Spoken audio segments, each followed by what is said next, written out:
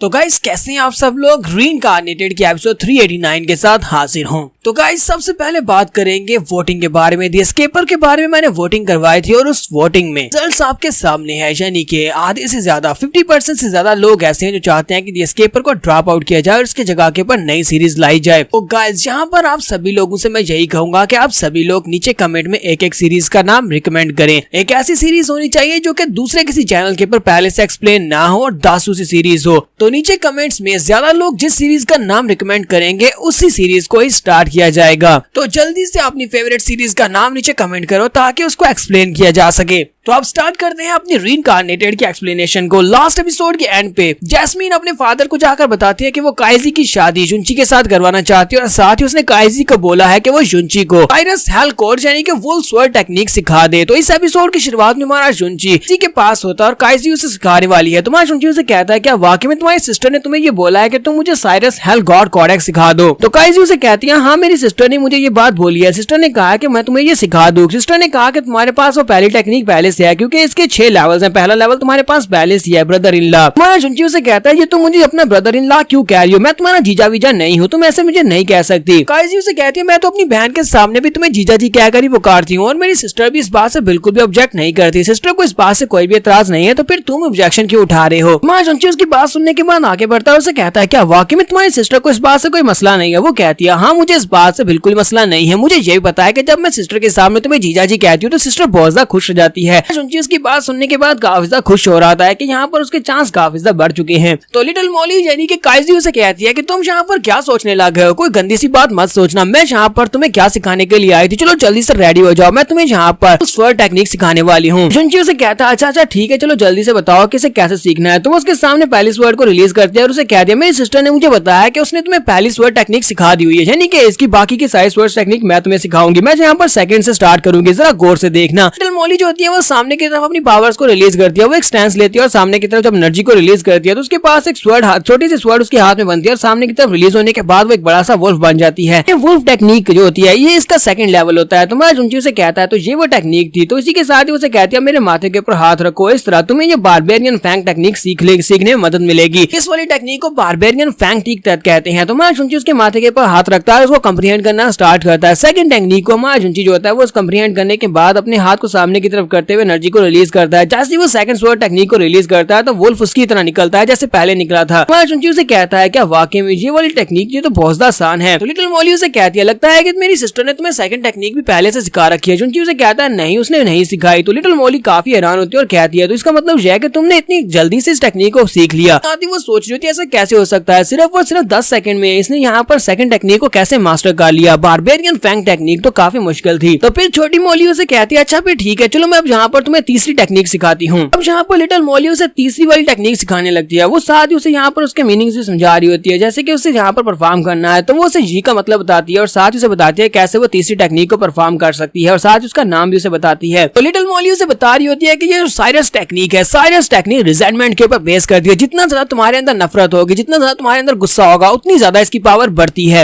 युंची भी इस बात से काफी ज्यादा हैरान होता है और कहता है क्या वाकई में इसकी पावर जो होती है वो नफरत से निकलती है। तो लिटिल मॉली उसे कहती है हाँ साइरस गॉड जो है उसे जो गॉड ऑफ रिजेंटमेंट भी कहा जाता है। इतनी ज्यादा उसके दिल में नफरत होगी इतनी ज्यादा उसकी पावर बढ़ती जाएंगी। इसके डिवाइन पावर्स जो है वो रिजेंटमेंट से आती है। इसी वजह से तुम्हारी बॉडी के अंदर ज्यादा नफरत होनी चाहिए, रिग्रेट होना चाहिए, नफरत होनी चाहिए, रिजेंटमेंट होनी चाहिए। तुम इसे ऐसे भी कह सकते हो कि साइरस गॉड की जो पावर्स हैं ये डीमन के बहुत ज्यादा क्लोजेस्ट है। वो लिटिल मॉली माँ युंची से कहती है कहीं ऐसा ना हो कि फ्यूचर में मैं एक डीमन बन जाऊं। तुम्हारा युंची उसकी बातें सुनने के बाद काफी ज्यादा हैरान हो रहा होता है। तो नेक्स्ट में मॉली का दिखाया जाता है। मॉली जो होती है अपनी मदर और उसके साथ साथ काइजी की मदर, उन दोनों की जो नेम टैबलेट होती है जो जहाँ पर उनकी रेस्टिंग पीस होती है वहां पर जाती है, जाकर उनकी जगह के ऊपर बैठकर बात कर रही होती है और कहती है मदर आंटी काइजी के लिए एक बहुत ही अच्छा लड़का मिल गया है, एक ऐसा लड़का जो कि काइजी का ध्यान रखेगा। मुझे लगता है कि मैं जब यहाँ पर नहीं होंगी, मैं जब यहाँ से चली जाऊंगी काइजी का ध्यान नहीं रख पाऊंगी, तो आपको ज्यादा परेशान होने की जरूरत नहीं है। कोई है जो काइजी की रिस्पॉन्सिबिलिटी उठा पाएगा, उसके साथ उसकी शादी करवाना चाहती हूँ। वो दोनों इकट्ठे बहुत ज्यादा खुश रहेंगे। एक्शन में फिर से हमारी युंची का दिखाया जाता है। तो युंची यहाँ पर बड़ी आसानी के साथ सारी स्वर्ड टेक्निक्स को सीखता जा रहा होता है और यहाँ पर जब जब वो एनर्जी को रिलीज करता है स्वर्ड टेक्निक के साथ तो जबरदस्त एनर्जी निकलती है, पूरे रूम के अंदर से बाहर वो तलवारें निकल रही होती हैं और बहुत सारी एनर्जी बाहर की तरफ रिलीज होती है। मोलिमा जुंची से कहती है लड़के तुम तो वाकई में काफी ज्यादा तेज निकले, तुमने यहाँ पर सारी की सारी टेक्निक्स को मास्टर कर लिया, 6 टेक्निक्स थी और 6 की 6 की तुमने मास्टर कर लिया है। मैं जुंची उसकी बात सुनने के बाद कहता है लेकिन ये तो 7 टेक्निक्स थी, तुमने कहा कि 6 को मैंने मास्टर कर लिया, तो 7वीं टेक्निक कहाँ पर चलेगी, क्या तुम मुझे 7वीं टेक्निक नहीं सिखाने वाली?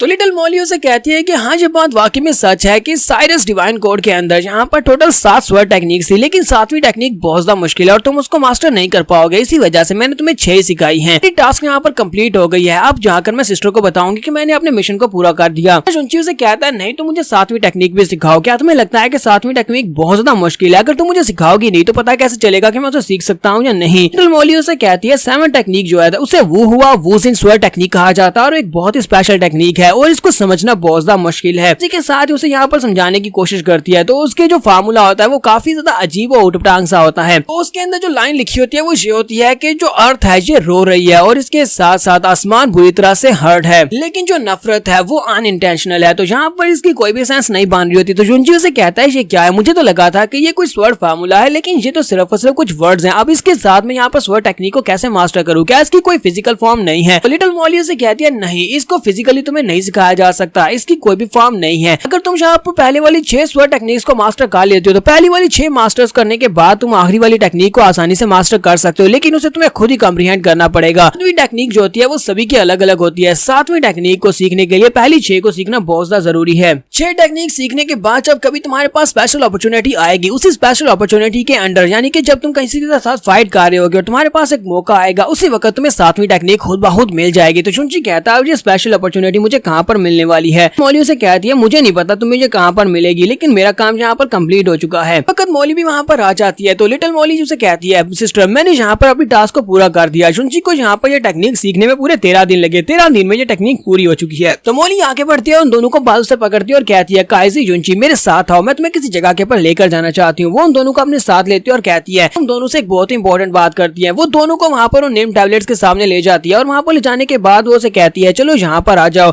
तो लिटिल मॉली उसे कहती है सिस्टर ये तो मेरी मदर और तुम्हारी मदर यानी कि आंटी की मेमोरियल प्लेस है। तो मॉली उसे कहती है हाँ ये वही है। वो जुंची को बताती है कि ये वो स्पिरिचुअल प्लेस है जहाँ पर मेरी मदर और साथ में काइजी की मदर, हम दोनों की मदर जो है उनकी स्पिरिचुअल प्लेस है, यहाँ पर आकर उनके लिए प्रार्थना करते हैं। यहीं पर मॉली जो होती है वो यहाँ पर उसकी आंटी के बारे में बताने लगी है। वो कहती है मेरी मदर और जो इसकी मदर थी यानी काइजी की मदर थी वो दोनों ही एक ही रेस से थी यानी कि एक ही फैमिली से थी। उन्होंने एक साथ मेरे फादर के साथ शादी करने का फैसला किया था, मास्टर जिंग जूकोंग के साथ शादी करने का फैसला किया था, क्योंकि मेरी मदर और इसकी मदर आपस में एक दूसरे की फैमिली फ्रेंड्स थी और इसी वजह से काइजी की मदर मेरी आंटी हुई तो मैं उन्हें हमेशा आंटी ही कहती थी। जब काइजी पैदा हुई तो काइजी के पैदा होते वक्त आंटी जो थी बहुत ही बुरी तरह से बीमार हो गई थी। आंटी की हालत काफी ज्यादा खराब थी और उनकी वीकनेस की वजह से उन्हें ठीक किया जा सकता था। उनको ठीक करने के लिए जिंगलिंग पिल की जरूरत पड़ती थी, लेकिन मेरे फादर जो है एक बहुत ही स्टबर्न इंसान है, उनके पास जिंगलिंग जेड होने के बावजूद उन्होंने जिंगलिंग जेड जो था वो मेरी आंटी के लिए बिल्कुल भी नहीं दिया, क्योंकि उन्हें लगा कि जिंगलिंग जेड जो है वो बहुत ज्यादा कीमती है कि आंटी की लाइफ जो है वो ज्यादा कीमती नहीं है, वो किसी वक्त भी कहीं से भी कोई वाइफ लेकर आ सकते हैं। तो इसी वजह से आंटी जो थी वो मर गई यानी कि काइजी की मदर की मौत हो गई। उसके बाद मैंने तुम्हें अपनी मदर की कहानी तो सुनाई हुई है कि मून गार्ड एम्परर जो थे उन्होंने हमारी मदर को किडनैप कर लिया। मेरी मदर को किडनैप करके जब वो ले गए तो उन्होंने यहाँ पर बदले में फिरौती में कुछ मांगा था, लेकिन मेरे फादर एक बहुत ही कमीने और घटिया इंसान है, उन्होंने यहाँ पर मेरी मदर के बदले वो चीज उनको देने से मना कर दिया, जिसकी वजह से भाई जो था मेरा सगा भाई वो अकेला मेरी मदर को बचाने के लिए चला गया। जब वो वहाँ पर गया मून गार्ड एम्परर पैलेस के ऊपर तो वहाँ पर जाकर उसकी बहुत ही घमासान फाइट हुई। मदर को लगा कि वो अपने इकलौते बेटे को खो देंगी, वो फाइट करते करते मारा जाएगा, तो मेरी मदर ने वहाँ पर सुसाइड कर दिया ताकि वो अपने बेटे को बचा सके। तो मेरा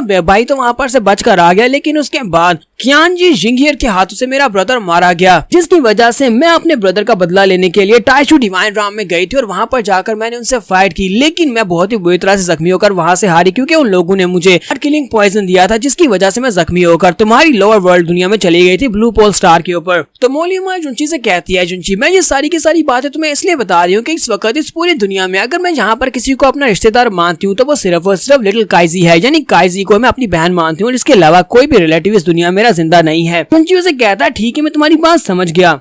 तो जैस्मिन यहाँ पर लिटिल काइची को बता रही होती है कि इससे पहले क्या हुआ था। वो उसे कहती है कि जब मुझे यहाँ पर गॉड किलिंग पॉइजन दिया गया था तो उसके बाद में ब्लू पोल स्टार के ऊपर चली गई थी, जुंची के प्लेनेट के ऊपर। वहाँ पर जुंची ने मेरी जान बचाई थी। मैं जुंची के साथ ही वहाँ पर रही जब तक कि फ्लावर गॉडेस मुझे यहाँ पर लेकर आ नहीं गई। लिटिल मॉली उसे कहती है, हाँ सिस्टर मुझे अच्छी तरह से पता है, ये सारी की सारी कहानी तो तुम मुझे पहले भी बता चुकी हो कि जुंची ने तुम्हारी जान बचाई थी। ब्रदर जुंची वाकई में बहुत ज्यादा अच्छा है। तो बेचारी लिटिल मॉली को अभी तक ये नहीं पता कि इसके आगे जैस्मिन कौन सी बात करने वाली है। जैस्मिन अब इन दोनों की शादी की बात करेगी इसके बाद। तो जहाँ पर हमारी एपिसोड 389 का एंड हो जाता है। तो एपिसोड की एक्सप्लेनेशन अच्छी लगी हो तो कमेंट करके जरूर बताइएगा। चैनल को सब्सक्राइब कर दे, वीडियो को लाइक और शेयर कर दे। शुक्रिया।